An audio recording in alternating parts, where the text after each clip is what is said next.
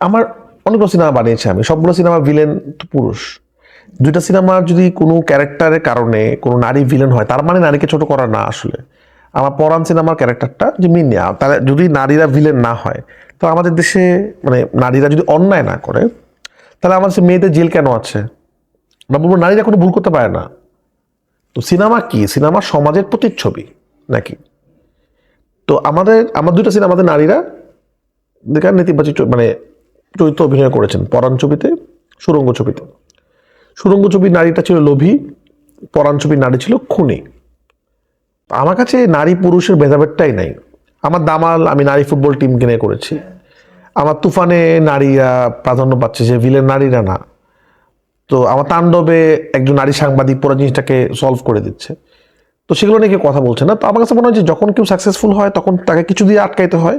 এটা হয়তো একটা অস্ত্র বলা হয় আমাদের দেশে, ওই যে আমাদের বললাম ট্যাগ। আমরা খুব আমাদের দেশটা খুব ট্যাগ দিতে পছন্দ করি। তো এটাকে নারী পুরুষ হিসাবে না দেখে আমার কাছে মনে হয় এটা এইভাবে দেখা উচিত যে ও ভালো মানুষ, ও খারাপ মানুষ, ও ক্রিমিনাল, ও ভালো। এখন আমি কি খারাপটাকে ভালো দেখিয়েছি না সেটা ইম্পর্টেন্ট। মানে আমি কোনটা নিয়ে দায়ভারটা নিতে চাই, যে আমি একটা ক্রিমিনালকে এমনভাবে দেখিয়েছি, উৎসাহ দিচ্ছি যে হ্যাঁ এইভাবে খুন করা উচিত। আমরা ক্রিমিনালকে সবসময় শাস্তি দেওয়ার চেষ্টা করেছি, খারাপ ক্রিমিনাল মানে খারাপ, এটা দেখিয়েছি।